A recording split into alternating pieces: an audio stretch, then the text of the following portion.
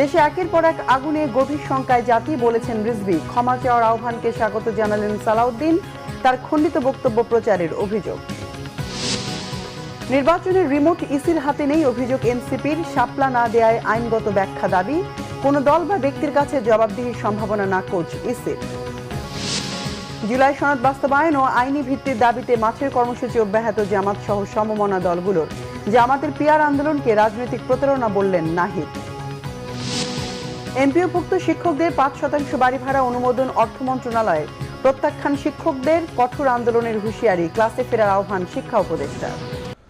শাপলা প্রতীক নিয়ে আবারও ইসির কাছে অনড় অবস্থান জানালেন এনসিপি নেতারা। বৈঠকের পর ইসির বিরুদ্ধে স্বেচ্ছাচারী আচরণের অভিযোগ তুলেছেন তারা। বলেছেন নির্বাচন কমিশনকে গনিমতের মাল হিসেবে ভাগাভাগি করে নিয়েছে বিভিন্ন পক্ষ। ইসির যোগ্যতা নিয়েও এ সময় প্রশ্ন তুলে ফেব্রুয়ারিতে সুষ্ঠু নির্বাচন অনুষ্ঠিত হওয়া নিয়েও শঙ্কা প্রকাশ করেছেন এনসিপির নেতারা। ১৯ অক্টোবরের মধ্যে এনসিপিকে শাপলার বিকল্প প্রতীক হিসেবে ইসির তালিকায় থাকা অন্য প্রতীক নিতে চিঠি দেয় নির্বাচন কমিশন। এনসিপিকে পাঠানো চিঠিতে লেখা ছিল, তা না হলে নিজ বিবেচনায় সিদ্ধান্ত নেবে ইসি। পাল্টা জবাবে শাপলার পক্ষে অনড় অবস্থানের কথা জানায় এনসিপি। ইসির বেঁধে দেওয়ার সময়ের শেষ দিন রোববার। এদিন সকাল 11টায় 4 সদস্যের প্রতিনিধি দল আসে নির্বাচন কমিশনে। বৈঠক করে কমিশন সচিবের সঙ্গে 1.5 ঘন্টার বৈঠক শেষে এনসিপির পক্ষ থেকে শাপলার ব্যাপারে অনড় অবস্থান আবারও জানান দলটির নেতারা। এ সময় ইসির বিরুদ্ধে স্বৈরাচারী আচরণের অভিযোগ করেন তারা। কোন নীতিমালার ভিত্তিতে শিডিউলে অন্তর্ভুক্ত করা হয়েছে সেটার কোনো স্পষ্ট নীতিমালা নেই। শাপলা ছাড়া কোনো বিকল্প কোনো অপশন নাই। এখন আমরা বিকল্প কেন নিব? ইলেকশন কমিশনও তারা গনিমতের মাল হিসাবে ভাগ করেছে। আর্মি এক ভাগ নিয়েছে, বিএনপি এক ভাগ নিয়েছে, জামাত এক ভাগ নিয়েছে। কিন্তু আমরা তো জনগণের একটা প্রতিষ্ঠান হিসাবে নির্বাচন কমিশনকে দেখতে চাই। এটা একটা জঙ্গলীয় কায়দায় চলছে। ফেব্রুয়ারিতে নির্বাচন কমিশন সুষ্ঠু নির্বাচন করতে পারবে কিনা তা নিয়েও সংশয় প্রকাশ করেন নেতারা। এদিন সকালে সিলেট পুলিশ লাইন্সে সাংবাদিকদের প্রশ্নের জবাবে নির্বাচন কমিশনার আনোয়ারুল ইসলাম সরকার বলেন, বিধি অনুযায়ী এনসিপিকে শাপলা প্রতীক দেয়া হচ্ছে না। আইন এবং বিধি অনুযায়ী আমাদের তালিকায় যে মার্কাগুলো রয়েছে, যে প্রতীকগুলো রয়েছে, সেগুলোর মধ্যে যে প্রতীকটা চাচ্ছেন সেই প্রতীকটা না থাকার কারণে নির্বাচন কমিশন দিতে পারছে। এছাড়া নির্বাচন ফেব্রুয়ারিতে না হওয়ার মতো কোনো ঘটনা ঘটেনি উল্লেখ করে রমজানের আগেই ভোট হবে বলে আশ্বস্ত করেন এই কমিশনার। যে উত্তরণ ঘটিয়ে জামাত ইসলামী সেক্রেটারি জেনারেল মিয়া গোলাম পারওয়ার বলেছেন, জুলাই সনদে স্বাক্ষর করলেও বাস্তবায়ন আদেশ জারি ও আইনি ভিত্তি দিতে গণভোটের কাজ বাকি রয়ে গেছে। কবে হবে সে বিষয়ে কোনো উল্লেখ নেই। সেজন্য জুলাই সনদ স্বাক্ষরের পরও জামাত ও সমমনা দলগুলো মাঠের কর্মসূচি দিয়েছে বলে জানান তিনি। সনদে স্বাক্ষর করেছি, এটা জুলাই চার্টারের যে সমস্ত সংস্কারমূলক প্রস্তাবে আমরা সবাই একমত হয়েছি। স্বাক্ষরের মধ্য দিয়ে সেই সংস্কার প্রস্তাবের ব্যাপারে আমাদের একমত প্রকাশ করেছি যে গণভোট কখন হবে আর এর যে জুলাই সনদ বাস্তবায়নের যে আদেশটা কখন হবে। এই দুইটা জায়গা জুলাই সনদের অন্তর্ভুক্ত করে লিখিত নেই বলে অনেকেই প্রশ্ন করছেন যে আপনারা যে করলেন এটা যে বাস্তবায়ন হবে, কবে আদেশ জারি হবে, কবে গণভোট হবে, এটা নিষ্পত্তি তো এখনো হয়নি। এটা অবিলম্বে বাস্তবায়ন করতে হবে এবং নভেম্বরের মধ্যে গণভোট দিয়ে এটা আইনি ভিত্তি দিতে হবে।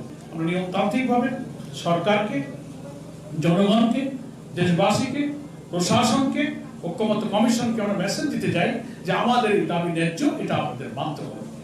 জুলাই যোদ্ধারা বিশৃঙ্খলা জড়িত থাকতে পারে না। সনদসই অনুষ্ঠানে বাধা দিতে অনুপ্রবেশ করে ফ্যাসিস্টরা অরাজকতা করে থাকতে পারে বলে মন্তব্য করেছেন বিএনপির স্থায়ী কমিটির সদস্য সালাউদ্দিন আহমদ। জুলাই সনদ স্বাক্ষর অনুষ্ঠানের আগে সনদের আইনি ভিত্তি সহ নানা দাবিতে সংসদ ভবনের সামনে অবস্থান নেন জুলাই যোদ্ধারা। উত্তেজনার এক পর্যায়ে তার রূপ নেয় সংঘর্ষে।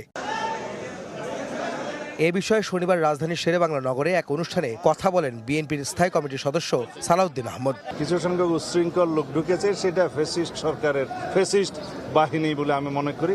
এবং আওয়ামী ফ্যাসিস্ট বাহিনী যে এখনো সমস্ত জায়গায় এই বিভিন্ন ফাঁকফোঁক করে বিশৃঙ্খলা সৃষ্টি করার চেষ্টা করছে। তার ওই বক্তব্য নিয়ে তীব্র প্রতিক্রিয়া জানায় জাতীয় নাগরিক পার্টি, জামাত ইসলাম সহ কয়েকটি রাজনৈতিক দল। সালাউদ্দিন আহমদের বক্তব্য প্রত্যাহার করে তাকে ক্ষমা চাইতে বলেন এনসিপি নেতা নাহিদ ইসলাম। খুবই কষ্টের, খুবই বেদনাদায়ক ফলে আমাদের আহ্বান থাকবে তিনি তার এই বক্তব্য অবিলম্বে প্রত্যাহার করবেন।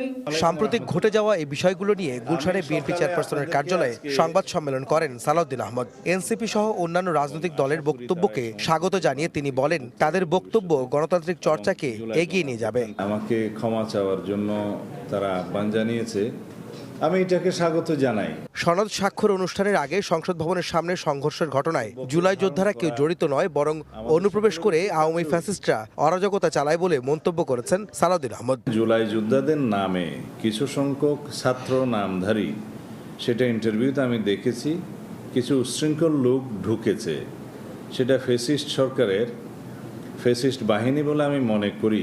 বিকৃত নয়, তার বক্তব্য আংশিকভাবে উপস্থাপন করে বিতর্কিত করার অপচেষ্টা চলছে বলেও মন্তব্য করেন বিএনপির এই শীর্ষ নেতা। আমাদের বক্তব্য নিয়ে কাটিং করে বিভিন্নভাবে অপব্যাখ্যা দেয়া থেকে সর্বমহলকে বিরত থাকার জন্য আমি অনুরোধ জানাবো। বিএনপিকে জুলাই গণঅভ্যুত্থানের বিপরীতে দাঁড় করানোর অপচেষ্টা কাজে আসবে না বলেও মন্তব্য করেন সালাউদ্দিন আহমদ। জুলাই অভ্যুত্থানের সাম্প্রতিক সময়ে দেশের ধারাবাহিক অগ্নিকাণ্ডের ঘটনা তদন্তে স্বরাষ্ট্র সচিব নাসিমুল গনির নেতৃত্বে 7 সদস্যের কোর কমিটি গঠন করা হয়েছে বলে জানিয়েছেন দুর্যোগ ব্যবস্থাপনা ও ত্রাণ মন্ত্রণালয়ের উপদেষ্টা ফারুকী আজম। সন্ধ্যায় সচিবালয়ে আন্তঃমন্ত্রণালয় দুর্যোগ ব্যবস্থাপনা সমন্বয় কমিটির জরুরি বৈঠক শেষে তিনি এই তথ্য জানান। উপদেষ্টা জানান, এই কমিটির সদস্য সংখ্যা পরবর্তীতে 12 থেকে 14 জনে উন্নীত হতে পারে। আগামী কমিটি নভেম্বরের মধ্যে প্রতিবেদন দেবে। এক প্রশ্নের জবাবে উপদেষ্টা ফারুকী আজম বলেন, আগুনের ঘটনায় নাশকতা আছে কিনা কিংবা আগুন আরও দ্রুত নির্বাপন করা যেত কিনা তা তদন্তের পর জানা যাবে। জানান, অগ্নি নির্বাপনে সরকারি সক্ষমতা ও প্রতিষ্ঠানের দায়ও তদন্ত করা হবে। উপদেষ্টা বলেন, আগুনের সূত্রপাত হতে পারে এই ধরনের ঘটনায় প্রযুক্তিগত সক্ষমতা ও অক্ষমতা নিয়েও আলোচনা হয়েছে। সীমাবদ্ধতা আছে কিনা তা পর্যালোচনা করা হচ্ছে। তো এটার একটা কোর কমিটি গঠন করা হয়েছে। এটা সদস্য 7 সদস্য বিশিষ্ট, এটা স্বরাষ্ট্র সচিবের নেতৃত্বে। বহু কিছু আছে যে এই ধরনের ঘটনাগুলো পরিপূর্ণভাবে তদন্ত করার মতো আমাদের কাছে যথার্থ টেকনিক্যাল নো হাউ নাই। তো এইগুলি সম্পর্কে আমাদের সীমাবদ্ধতাও আমরা পর্যালোচনা করেছি। আমরা আশা করছি যে আমরা একটা পরিচ্ছন্ন আমরা রিপোর্ট পাবো এদের কাছ থেকে 5 তারিখের মধ্যে।